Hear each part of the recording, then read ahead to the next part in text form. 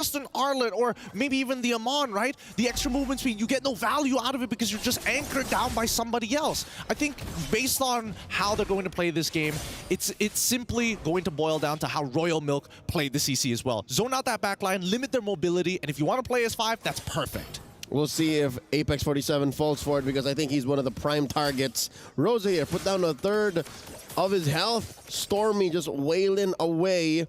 Something to note, a save for Stormy, right? Save for Stormy. Apex 47 can make the most out of his passive as a Tigreal. Like, he is just tanking everybody for free. Like, he has a little Dreadnought armor on him minute 1.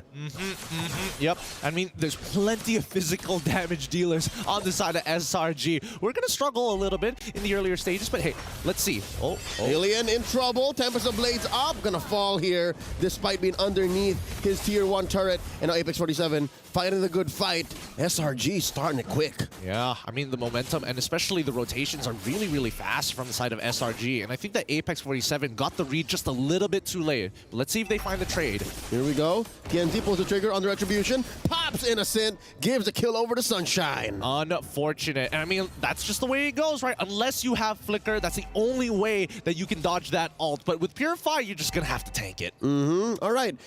In hindsight, I think Fireflux Esports walked away with a better trade. An XP laner for a gold laner? Sign me up. Now that Turtle has spawned, it looks like they'll just continue the pressure on Alien. Like, they're going to deny or at least delay his level 4. Well, let's see how it goes out, right? Because again, it is a trade for like, yes, eventually you're going to scale into the later stages of the game, but do we need the power now or later? And I think that SRG kind of needs the power now, especially when they're trying to fight around these turtles, right? Yeah. That's the only way that Fireflux Esports is willing to kind of walk out into the danger zone. They need it and they want it, especially if they want to secure this first objective. Cram, put down to 2/3 of his health, gets a good amount of damage, and now TNZ trying to burst him down. Turtle at 1/3 of his health, Tempest of Blades up by Sekai's, all of the swords. Oh, he goes down! Alien says you're welcome! And the pull by Yums. Gonna get taken down by Alien though, despite all of that. And Stormy blasts Apex 47 with the turtle still standing. Yep, I mean, that was, I don't know what to say, but this is pretty profitable for Fireflux Esports, because now look, TNZ is able to power farm while all of these fights are going on. He's already level 6, and now maybe he has an opportunity to start turning the tides for the rest of his team, and maybe another gank on top side. But let's look at this, right? Because Stormy, technically he would have cleaned up this fight had he, if he had more items. You're limited by the number of shots that you have in your pocket. Yeah. Interesting how Stormy had all of those free hits, yet despite that, Alien survived, and Alien got a couple kills on the way out too.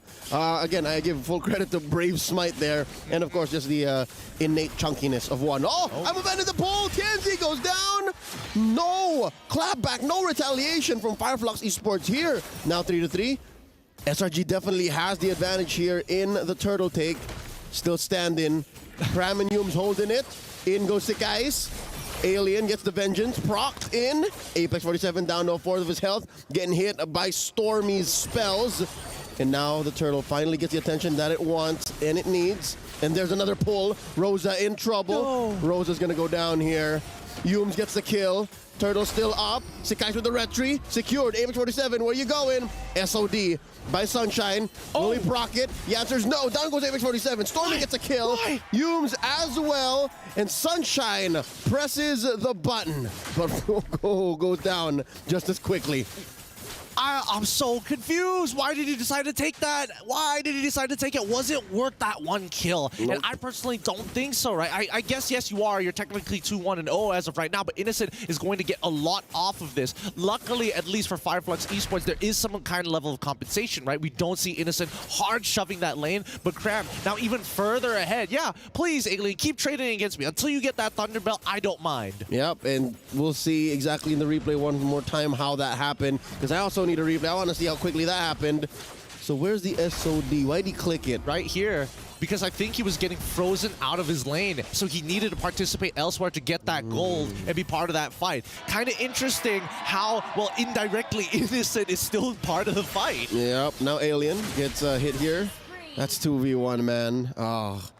They're generating a lot of momentum for Cram, but it needs to translate into something. And most of the time it is the Turtles. We'll see whether or not they're going to start swapping the lanes now that the gold plating has expired. Item check here. That's the Berserker's Fury already on Sekai's. And Yeah, yeah. Queen's wings? Blood wings, yeah. Blood wings. Yeah, I think it's rather interesting, right? He's not thinking about damage. He's also thinking about the survivability when he gets into the middle of these fights. This is the most roundabout way of building a sustainable Amon. I mean, it's one way of doing it, right? Until we see the concentrated energy start popping up. Maybe even like something even wilder would have been like the Clock of Destinies now that it's been changed. But for the time being, we are expecting to see a lane swap actually happen. And SRG, you can see the rotations from Cram to be part of this turtle fight. Yep, he is going to be helping Stormy clear the wave here. One thing we haven't really seen is the use of diversion, right? Everything that Stormy's been doing has been very fair, has been in your face. So maybe they are going to try to set up for a checkmate angle on this turtle. Again, we're only getting 2 turtles. Oh, flicker there, committed by Alien. No one home, very defensively used. Apex 47 spots Innocent in the back. All right, TNZ, he pulled out too far. It's a little tough to get into this fight here. Ooh. Not to mention, the level difference. Oh, wait, that's a soft reset. Turtle, barely out of range, gets the pull in and the implosion. Both tanks pulling no punches. Tempest of Blades up. Sunshine gets the SOD. Still no one home. Yums goes down. Tianzi served up a kill from Alien's final slash. Down goes Sikais. That's a double for Tianzi. And then another one falls. Cram, 3 for 1, traded for Rosa. And Tianzi keeps going. Stormy, he gets it. That is a maniac. That's huge. That is so very huge. But now, I mean, Innocent, he's going to have to try here. Uh-oh.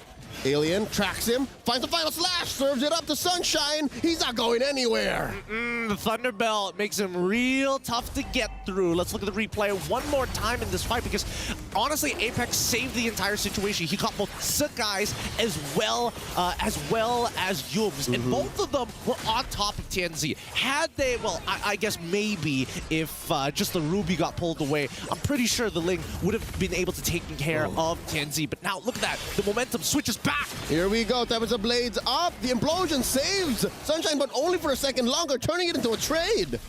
It's not bad, but they're still trading effectively from the side of Fireflux as they continue forward. Tansy now reading out even more with a Holy Crystal. Look at that build. He's full of damage. Apologize to him now. Okay, I'm sorry, Tansy. I don't know your game, but now I do.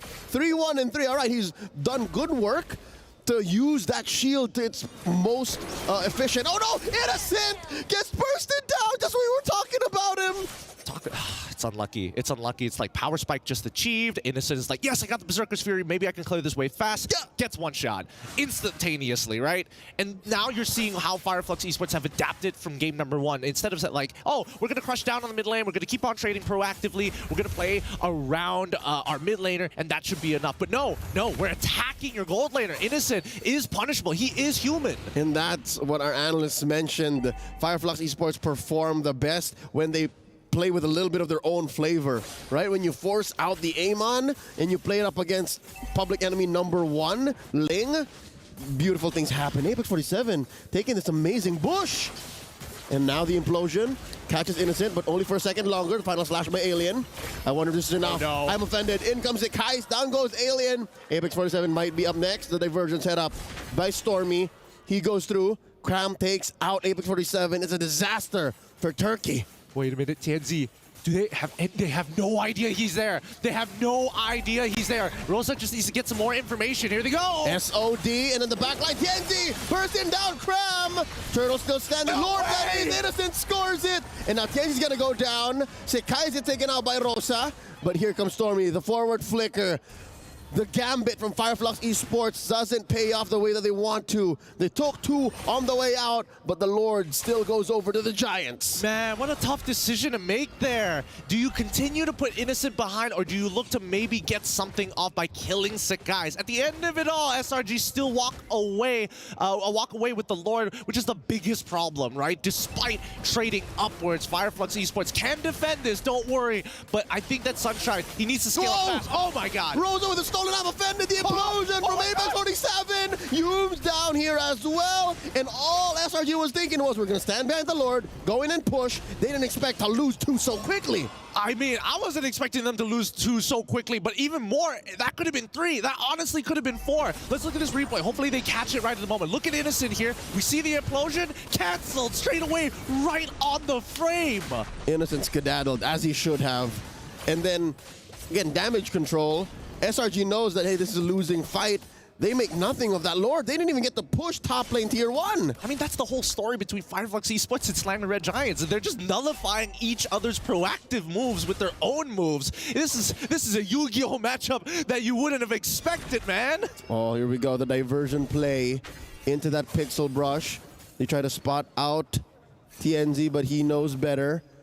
Oh, wow, you're right. It's like one of those...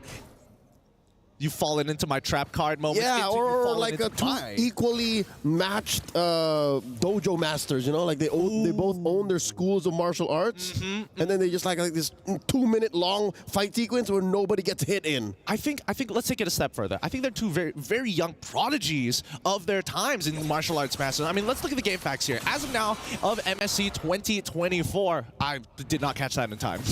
All right, but there was a fact. There was a fact there. You guys can scrub back. Yeah, we'll scrub back just a little bit, but let's look at the in-game items and see whether or not anything is a little different. We see the full Trinity build come out from the side of Sunshine at this point of time, but even so, we do see the Alien. He's 5-3-3, and honestly, he's pretty sustainable now that he has the Queen's Wings and the Thunderbelt. Oh yeah, that's good. He is, I believe, on his way to an Oracle, not mistaken, and... yeah. But then why would he need to? Never mind. I think at this point, whatever he gets is going to be of value, right? He could opt to go for a little bit more magic resist if you really wanted to. I think the best one by far, the most cost-efficient item that you could go for at this point is probably just the blade armor, right? Because Innocent, he's scaling up pretty quickly. Just mad chunk. TNZ picked up the winner crown there, and he also picked up a Sky Piercer. That's what I picked up. That's what I saw there.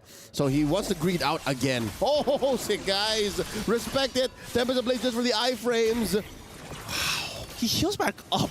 Whoa! They find one. Humes gets hit by the implosion. Still alive. Alien gets the dash in, the final slash. On to Stormy. Innocent down here from the flank. Kicks a few balls, Alien and Rosa's way. Now Cram gets spotted out, up against the wall, gets bursted down by Genzi, 2 for none. Fireflux Esports calling the shots, makes it straight to the Lord. Oh my goodness, Tianzi is so stacked up right now. Unless the guys can make the super play and just steal away the Lord by a drive-by, I don't think it's happening. Fireflux, they push the momentum into their favor, and better yet, Selangor Red Giants now getting a little hesitant with the way that they approach these fights. That's the cleanest pick-off into a Lord take I've seen up against Selangor Red Giants in a long while. This rarely happens. I have to agree with you. And now we're seeing the beauty of this Amon pick. Amon throws the ult on towards Sakai's after taking one single auto attack. Sakai's has to use his own ult to survive. Yep, Sakai's isn't playing his game. He's playing Tienzi's game when that happens. This is a tough one. This is a tough one to crack. And I think that Fireflux, they need to be able to set up a check. Oh, well, I mean, they've missed the checkmate angle, but they need to put a lot of damage here. They're not going to take that diversion, right? Yeah. Okay, just giving some extra information. And now, all waves synced in. Wow, Sunshine up top, 3 in mid, the massive Lord down bottom, and there is about 1/4 left. Oh, forcing out a Wind of Nature proc from Innocent. Lord crashing into that turret down bottom, and Fireflux Esports will continue to take away all the resources from SRG's jungle. And now they penetrate the base. Oh, I'm offended. Onto Apex 47, forcing a response. Implosion onto 2, and the final slash. Pop in Hume's immortality. Oh, and now they're going even harder. Sakashi needs to reset off of this. Oh no, they do get one on the back foot as Cram gets punished, overextending the diversion play. Can they find it? That's reset over. Sunshine's in trouble, knows that there's danger afoot. Oh, Sakai's gets bursted down one more time by Genzi. Sunshine takes out Stormy. 2 defenders left versus 3 out in front. Humes gets taken down by Rosa, stolen Tempest of Blades. And with that, it's just Innocent left. Innocent versus 3 members of Fireflux Esports, and Innocent pushes them out. The item swaps to deny the kill. Tienzi refuses to give away the stack, and the one shot on top of it. It doesn't end. Tienzi is coming out big time. All right, Tienzi has about 2 HP left. Cram, the only one to defend. There's a big wave. Can he stop this, or are we going to game 3 at 1-1? Fireflux Esports equalize.